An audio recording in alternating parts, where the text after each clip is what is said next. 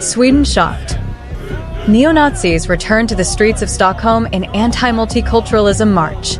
A rising wave of far-right extremism shakes Europe once again, and this time, the world is watching. Stockholm, one of Europe's most peaceful and multicultural capitals, erupted into global headlines after a large contingent of resurgent neo-Nazi groups marched openly through the city center. The footage spreading across global platforms shows masked groups waving extremist symbols, chanting anti-immigrant slogans, and calling for a pure Sweden. Authorities say this is the largest far-right march in Sweden in years, echoing previous incidents across Germany, Poland, and the Netherlands where extremist groups have re-emerged.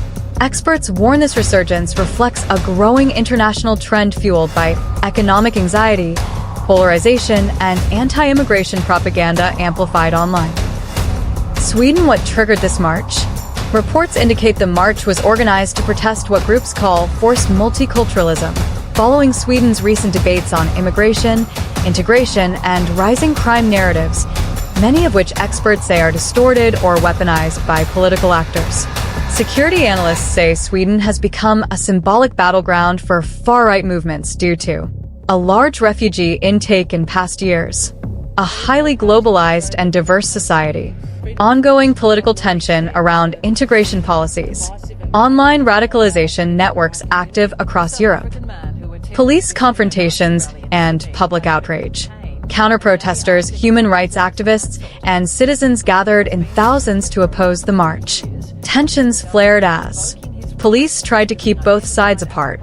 Officers detained several marchers for illegal symbols. Residents shouted an ode to fascism from balconies. International media swarmed the streets for live updates. Why the world is watching.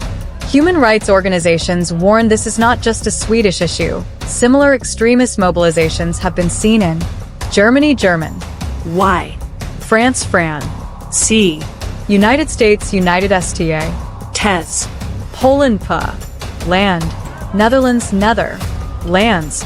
The United Nations recently reiterated concerns about rising global extremism, calling it a direct threat to pluralism and democracy. Swedish leaders condemned the march, declaring that the country will not bow to hatred, while urging citizens to remain unite. This story is developing fast, and the world is reacting.